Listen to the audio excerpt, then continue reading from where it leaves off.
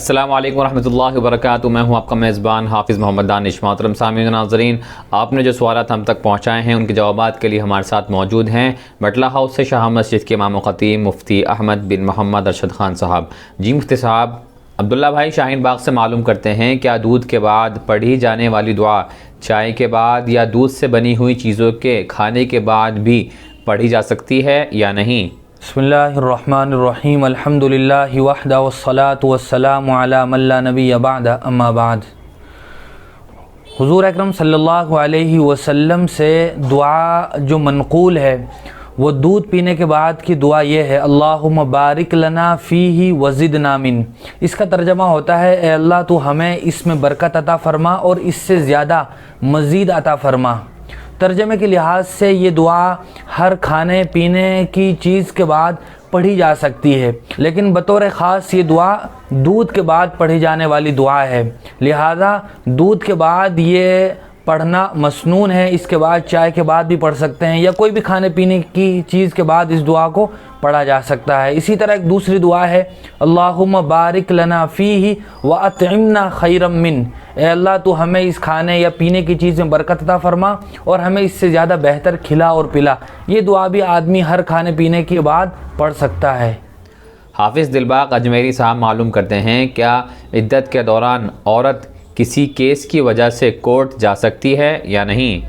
جی ہاں، اگر کسی مقدمے کی پیروی میں یا کسی دوسری وجہ سے عورت ہی کا جانا ضروری ہو، اس کے جائے بغیر کام نہ چلتا ہو، اس کی جگہ کوئی دوسرا آدمی بھی نہ جا سکتا ہو، تو پھر عورت عدت کے زمانے میں کورٹ میں کچہری میں جا سکتی ہے۔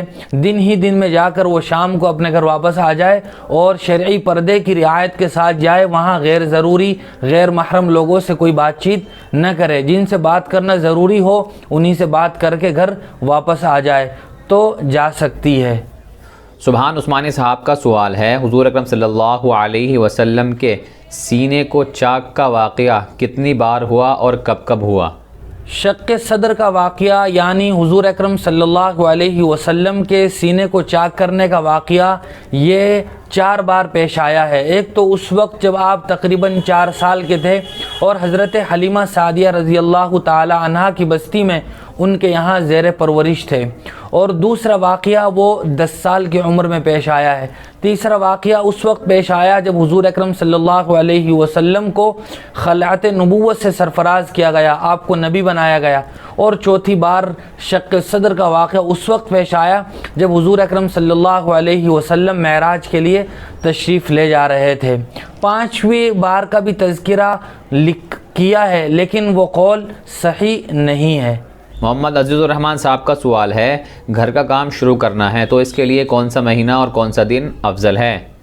گھر کی تعمیر کو شروع کرنے کے لیے کوئی خاص دن یا خاص مہینہ شریعت میں منقول نہیں ہے۔ آدمی جب بھی کام شروع کرنا چاہے بسم اللہ پڑھ کے اپنا کام شروع کر سکتا ہے۔ اگر وہ چاہے تو برکت کے طور پہ کسی اللہ والے بزرگ سے سنگ بنیاد رکھوا سکتا ہے، البتہ کوئی خاص دن یا خاص مہینہ شریعت میں مقرر نہیں ہے۔ قاسم بھائی اخلا سے معلوم کرتے ہیں، میرا نکاح مسجد میں ہوگا، میرے کچھ غیر مسلم دوست ہیں، کیا وہ نکاح کی مجلس میں مسجد میں آ سکتے ہیں یا نہیں؟ غیر مسلم دوستوں سے رواداری اور تعلقات کی بنیاد پر اگر ان کو اپنی شادی میں نکاح میں دعوت دی جائے تو وہ اگر مسجد میں آنا چاہیں تو آ سکتے ہیں، کیونکہ بنیادی بات یہ ہے کہ ان کے جسم پر ظاہری نجاست لگی ہوئی نہ ہو، اور جب آدمی شادی میں آتا ہے تو اس کے جسم پر کوئی اس طرح کی نجاست بھی نہیں ہوتی ہے، تو غیر مسلم کا مسجد میں آنا جائز ہے۔ اگر وہ مسجد میں آ کر مجلس نکاح میں شریک ہونا چاہیں تو ہو سکتے ہیں۔ ایک صاحب کا سوال ہے، کیا سرمد نام رکھ سکتے ہیں؟ کیونکہ اس کے معنی ہے ہمیشہ رہنے والا۔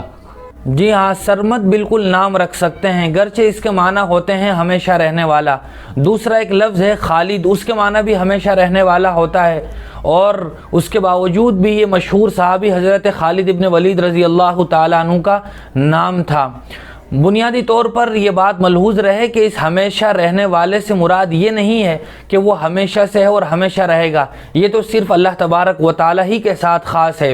یہاں نیک فالی کے طور پر قائم و دائم رہنے کی بات مراد ہوتی ہے، یہی معنی سرمد میں بھی ملحوظ ہے، اور سرمد یہ کوئی اللہ تبارک و تعالی کے ان ناموں میں سے بھی نہیں ہے جن ناموں کا رکھنا یہ ممنوع ہو، لہذا نیک فالی لیتے ہوئے سرمد نام رکھا جا سکتا ہے۔ جمیل فاروقی صاحب ذاکر نگر سے معلوم کرتے ہیں، پرانے نوٹ لے کر نئے نوٹ سے بدلنا اور اس پر ایکسٹرا چارج لینا کیسا ہے؟ بسا اوقات ایسا ہوتا ہے کہ لوگ شادی وغیرہ کے موقع پر یا عید وغیرہ کے موقع پر پرانے نوٹ لے کر نئے نوٹ لیتے ہیں۔ مثال کے طور پر 1000 روپے 100 کے پرانے دیے تو 100 کے وہ نئے نوٹ لیتے ہیں تو دینے والا وہ اوپر کوئی چارج بھی لیتا ہے۔ شریعت میں یہ جائز نہیں ہے، بلکہ اگر وہ نئے نوٹ دینے اوپر اوپر سے 50 روپے یا 100 روپے چارج لگاتا ہے تو یہ سود ہوگا۔ اسی طرح بہت سی مرتبہ کوئی نوٹ پھٹ جاتا ہے تو پھٹا ہوا نوٹ جب دیتے ہیں اور نیا نوٹ لیتے ہیں تو وہ کچھ نہ کچھ پیسے کاٹ کر دیتا ہے۔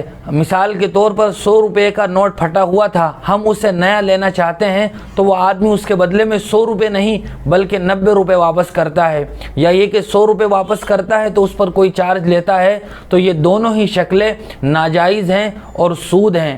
اس کی وجہ یہ ہے کہ یہ بیع صرف ہے، اسلامک لاء کی اور اسلامی فقہ کی اصطلاح ہے بیع صرف، یعنی جب ایسی دو چیزوں کا تبادلہ ہو رہا ہو جو دونوں ثمن ہو اور ایک ہی کرنسی کا جب آپس میں تبادلہ ہو تو ان کا برابر سرابر ہونا دونوں طرف ضروری ہے۔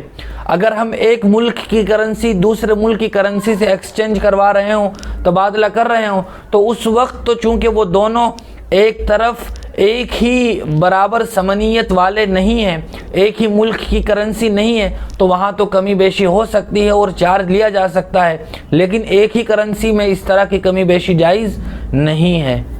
ایک صاحب کا سوال ہے، بلا عذر گھر پر نماز پڑھنا کیسا ہے؟ جماعت کے ساتھ نماز پڑھنا یہ سنت مؤکدہ ہے جو اپنے حکم میں واجب کے قریب ہوتا ہے، اور جماعت کے ساتھ نماز پڑھنے کی بہت ساری فضیلتیں احادیث میں وارد ہیں۔ حضور اکرم صلی اللہ علیہ وسلم نے اس نماز کو جو جماعت کے ساتھ پڑھی جائے 27 درجہ فضیلت والا قرار دیا ہے، اس نماز کے مقابلے میں جو بلا عذر بغیر جماعت کے پڑھی جائے، اور اس سلسلے میں حضور اکرم صلی اللہ علیہ وسلم کی بہت سخت وعید بھی وارد ہے۔ آپ نے فرمایا کہ میرا جی چاہتا ہے کہ میں ان لوگوں کے گھروں کو جلا دوں جو بلا عذر بغیر جماعت کے اپنے گھروں پر نماز پڑھتے ہیں، لہٰذا بلا عذر گھر میں یا بغیر جماعت کے تنہا نماز پڑھنا یہ گناہ ہے۔ اگر آدمی اس کی عادت بنا لے تو یہ گناہ بڑھتا ہی چلا جاتا ہے اور آدمی جماعت کے ثواب کی فضیلت سے بھی محروم رہتا ہے، اس لیے جماعت کے ساتھ نماز پڑھنے کا حتی الامکان اہتمام اور کوشش کرنی چاہیے۔ بہت شکریہ مفتی صاحب آپ کا۔ اسی طرح کی مزید مسائل کی جانکاری کے لیے ہمارے دار ارقم یوٹیوب چینل کو سبسکرائب کریں، ویڈیو کو نوٹیفیکیشن کے لیے بیل آئیکن کو دبائیں، ویڈیو کو لائک کریں، صدقہ جاریہ کی نیت سے ویڈیو کو شیئر بھی کریں، اور اسی طرح اپنے سوال ہم تک پہنچاتے رہیں۔ جزاک اللہ۔